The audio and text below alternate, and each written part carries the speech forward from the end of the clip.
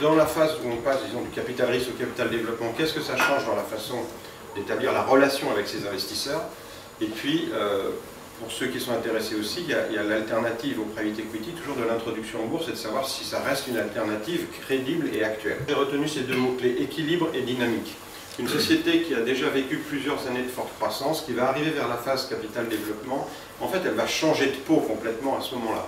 Il faut qu'elle trouve un petit peu une bonne adéquation et la traduction avec le type d'investisseur qu'elle va faire rentrer à ce moment-là dans son capital, si elle a besoin d'étoffer ses fonds propres, entre justement le passé, le type d'investisseurs avec lesquels elle a vécu avant, qui étaient probablement des capital risqueurs et qui avaient une dynamique de croissance, qui sont des gens qui n'ont pas peur de perdre de l'argent, qui sont même là pour financer les pertes en fait des entreprises par les fonds propres, mais la consommation de ces fonds propres, et le capital développeur ou le gérant de fonds de LBO, qui lui a une habitude beaucoup plus financière, des pratiques beaucoup plus financières et qui veut voir des courbes lissées, qui détestent les mauvaises surprises et qui détestent les montagnes russes. Donc il est très important quand vous allez passer dans cette phase du capital risque au capital développement, d'être sûr que les gens que vous allez conserver à votre capital sont capables d'avoir des objectifs communs avec les financiers que vous allez faire rentrer dans la deuxième phase. Et je pense que plus que le terme ronflant de gouvernance d'entreprise, si ces investisseurs rentrent à votre conseil d'administration ou rentrent dans un conseil de surveillance, un des éléments clés de succès de l'entreprise va être sûr que les gens sont alignés sur les mêmes objectifs. Souvent, les difficultés ensuite de croissance, de sortie de ce genre d'affaires, c'est quand il y a un désalignement des objectifs communs. La déception souvent du capital développement, c'était une mauvaise fixation des objectifs par rapport à la croissance passée. La croissance passée très forte, c'est ce qui fait qu'on réussit à lever un tour de capital développement, se traduit rarement par une prolongation à l'infini comme ça. Donc bien fixer le cap de type de courbe de croissance qu'on peut atteindre, c'est le meilleur moyen de satisfaire ces investisseurs futurs. Deuxième thème, est-ce que les objectifs chiffrés, on fait toujours des business plans avec des courbes qui montent jusqu'au ciel, est-ce qu'elles sont en adéquation avec les ressources des entreprises, notamment avec les ressources humaines des entreprises? Souvent, il y a de très fortes déceptions dans l'année qui suit un tour de financement, qui soit deuxième tour capital risque, premier tour capital développement, parce que souvent, par exemple, on a fait une hypothèse de croissance comme si tous les recrutements nécessaires avaient déjà été faits. On se rend compte très souvent dans les entreprises, il y a un gros problème de RH pour ces entreprises de taille moyenne en France. On ne trouve pas à faire venir les compétences adaptées en période de crise. Les gens hésitent à quitter les grands groupes pour rejoindre des affaires de cette taille. Et souvent, on va prendre du retard, non pas parce que l'entreprise n'a pas la croissance, parce qu'elle n'a pas encore les équipes pour faire cette croissance. Donc, adéquation entre ressources humaines et objectifs du business plan me semble un des sujets critiques pour réussir son tour de capital développement.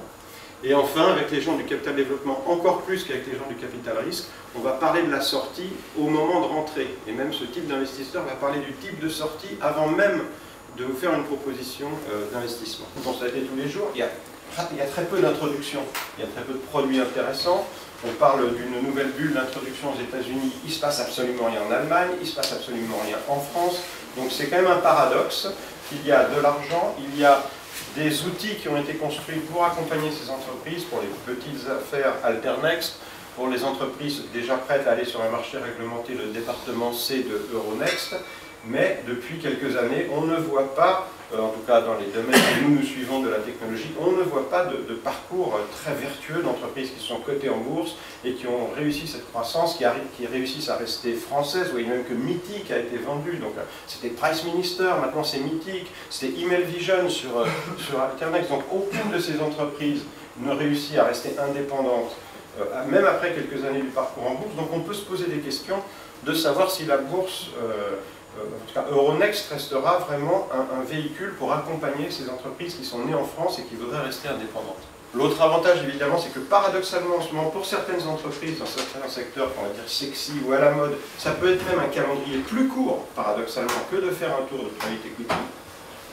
Et l'avantage de la cotation en bourse, c'est que ça permet non seulement de financer l'entreprise, mais mieux organiser éventuellement le cash out ou donner une liquidité à ces investisseurs beaucoup plus rapide, évidemment, que le private equity. A l'inverse, je liste juste les arguments contre pour ouvrir le débat si certains d'entre vous sont intéressés par cette perspective. La cotation d'entreprise de taille moyenne est souvent une cage dorée.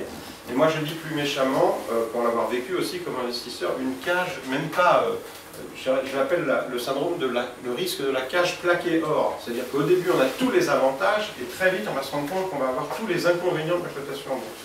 Quels sont ses principaux inconvénients? Pour des entreprises de taille moyenne, les coûts de gestion de sa cotation en bourse sont extrêmement élevés.